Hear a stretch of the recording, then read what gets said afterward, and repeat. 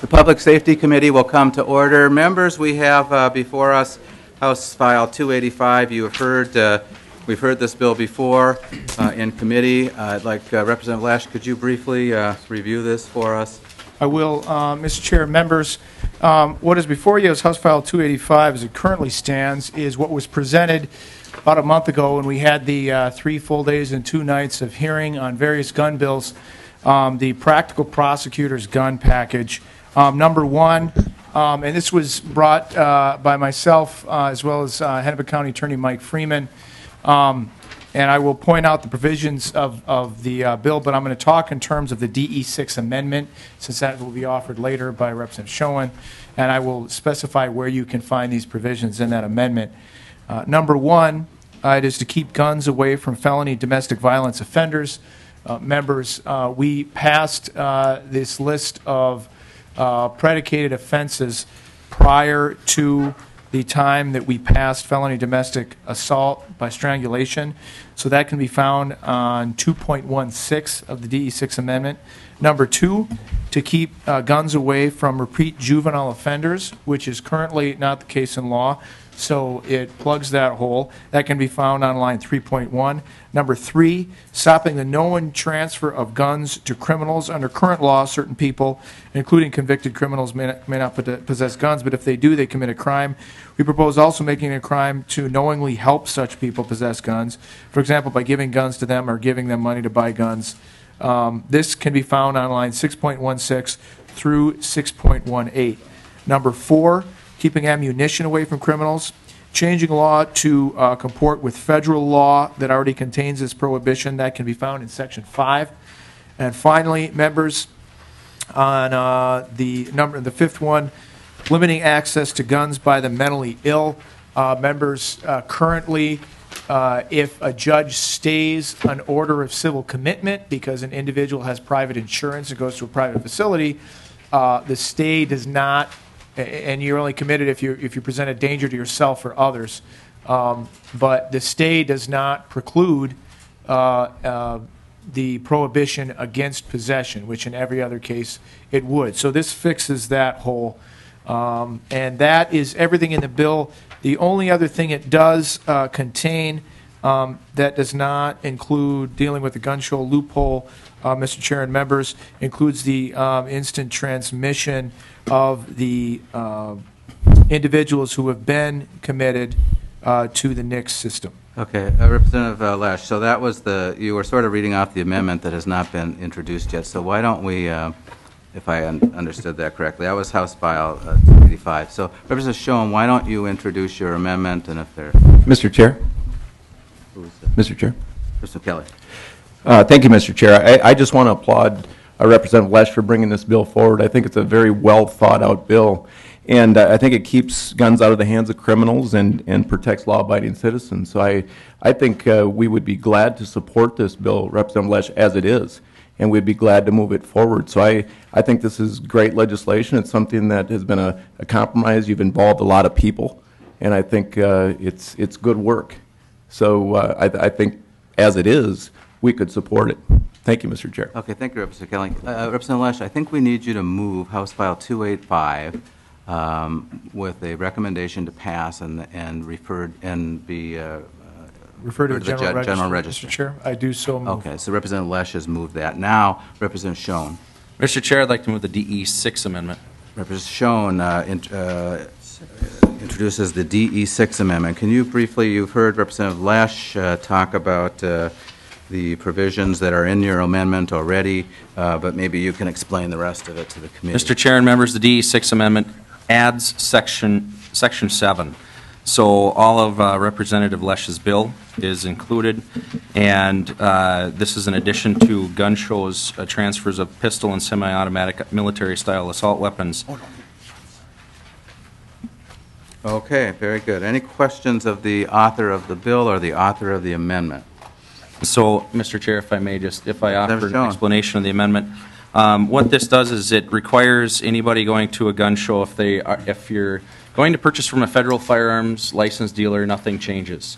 If it's a transaction between 2 private parties, that are selling with certain precursors as far as amounts of people at the premises that basically once a year, as you do now when you purchase from a federal firearms dealer, you have to obtain a permit to purchase from your local sheriff or police department. If you have a permit to carry, that also suffices because that's obviously to a higher standard, and that covers your permit to purchase as well. There really is no paper trail for this, so what we've tried to do is alleviate those concerns with folks that believe we're creating a registry, and that does not happen here. This is between two parties, but it just asks the two parties to produce the document that says at least once a year you've had some sort of background check, meaning you went in, passed that check that you normally do when you go to Cabela's or anywhere else, and all you have to do is show it, and that suffices for the transaction. Very good. Thank you for the explanation. Questions of either the author of the bill or the amendment? If I could just clarify, Mr. Representative Chair, Lash. there's some people that may be wondering what a gun show is, and under the bill, gun show is a function or an event where 25 or more firearms are offered for sale, and 10 or more persons are offering one or more for transfer. And the premises includes parking areas and areas open to the public that are used by attendees during the event. Very good. Thank you. Representative Kiefer. Thanks, Mr. Chair. On the amendment 616, it says a person is criminally liable for a crime committed by another under this section. Can you please explain that? What line number area? 6. Representative Schoen.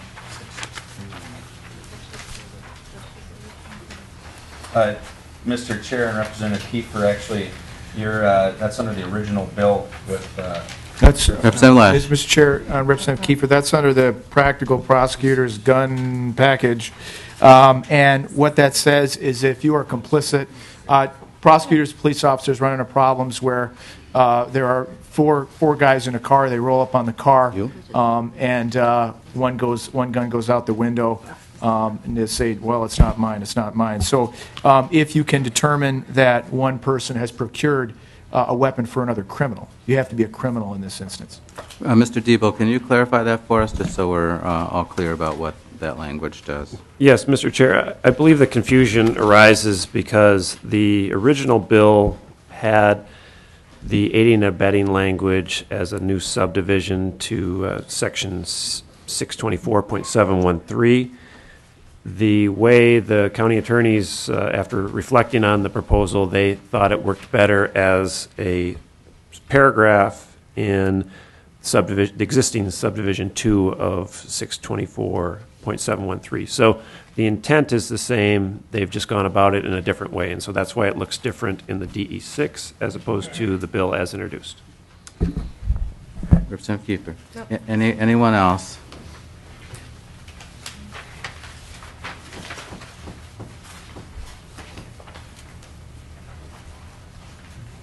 Anyone have any comments? Because we're going to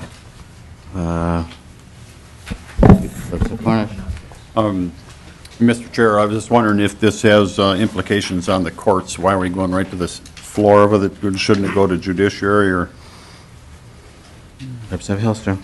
Thank you, Mr. Chair, and Representative Cornish. In fact, I think that because we are, this data is already happening, it's already going to the system. This is just saying we need to get that back data in. I don't think that we need to hear that portion in the Judiciary Committee, Representative Cornish. Okay. Mr. Chair. Representative Hillstrom. Thank you, Mr. Chair. I'd just like to make a few comments.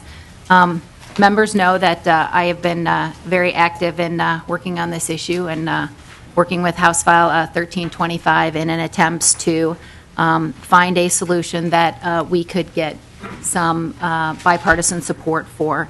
The prosecutor's package is part of that proposal, as well as the first section of the transmittal data that came from the sheriffs. And so it is slightly modified to deal with fiscal concerns, making it 3 days instead of 72 hours, I believe, from when it was originally introduced.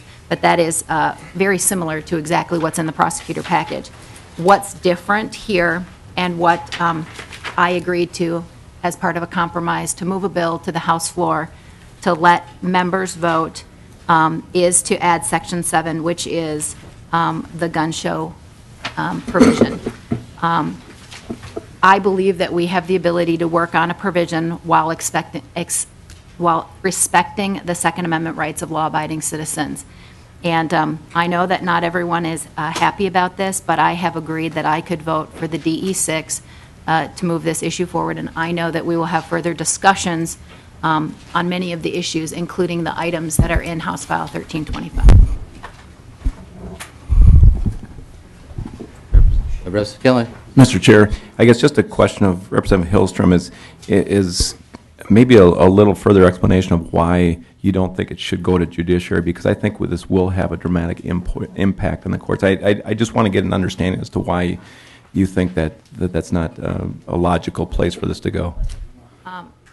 Representative Kelly, we've had much discussion, many folks, about whether or not it has to go there. And the statement that some have said is it could go there, but it doesn't have to go there. And so I think because this particular provision is the only part that is included that will have an impact on the judiciary at all is the part that's on the data that's already getting sent there. It is the 3 business days, the electronic transfer to the National Criminal Background Check System, about the civilly committed data. I don't think that we would need to see that piece there. Representative Kelly. Mr. Chair, I don't know if a roll call has been asked yet. Not yet. But we would appreciate a roll call on this. Representative Kelly has asked for a roll call. Any further discussion? Representative Cornish. Representative Paymar, just that naturally you know that we object to the bill and the poison pill being added to the good bill, and hopefully we'll continue this discussion on the House floor. We realize we probably don't have the votes tonight, but hopefully we will on the House floor, and you and I will engage in a lengthy debate. Thank you. Thank you, Representative Cornish, and thank you, members. I'll let Representative Lesh make closing comments if you'd like, but I'd just like to say that, did we adopt the DE6 amendment? Do you want a roll call on the DE6 also? Yes, Mr. Chair. Okay. The committee administrator will take the roll on the DE6 amendment. We've never done this before in committee, so I'm trying to. The committee administrator will take the roll, starting with me. Chair Paymar. Aye. Vice Chair Rosenthal. Yes. Cornish. No. Hillstrom. Aye. Johnson. No. Kelly. No. Kiefer. No. Lesh. Aye. Lomer. No. Mullery. Aye.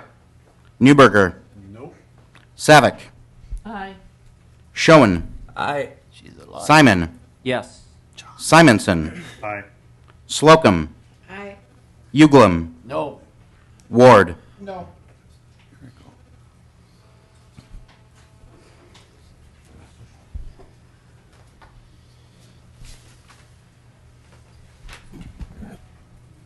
The amendment, the DE6 amendment passes 10-8.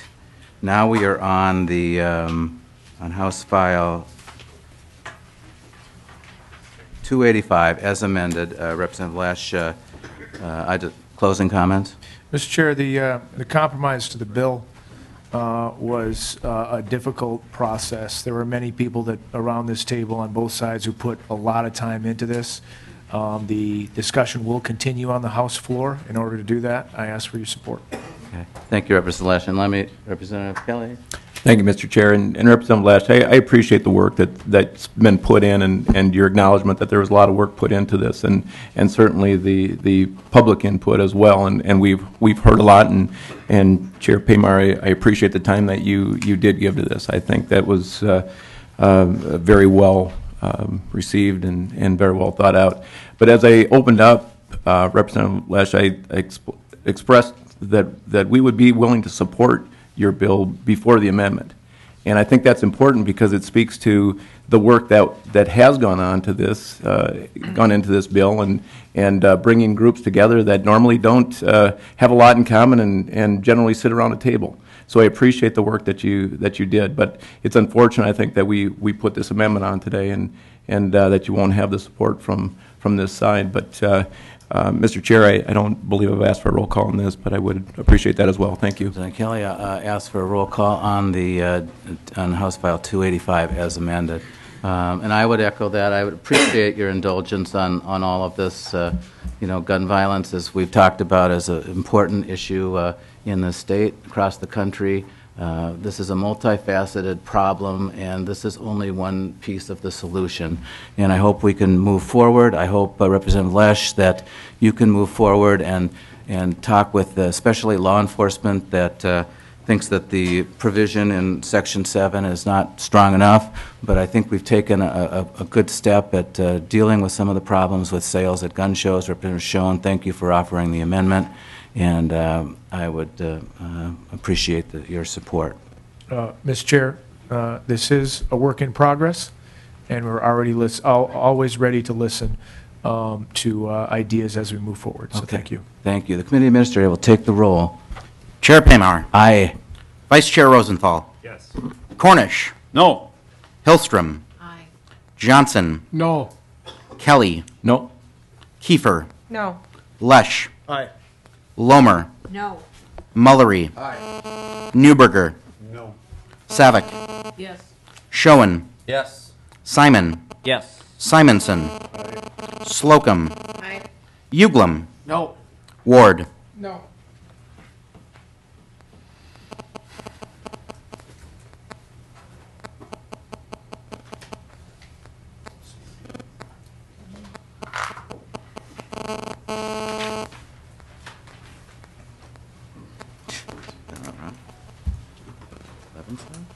Are you sure? I don't think the vote changed from the... No. Imagine that. It looks like we picked up a vote, but I don't know where. Okay, now it's right. The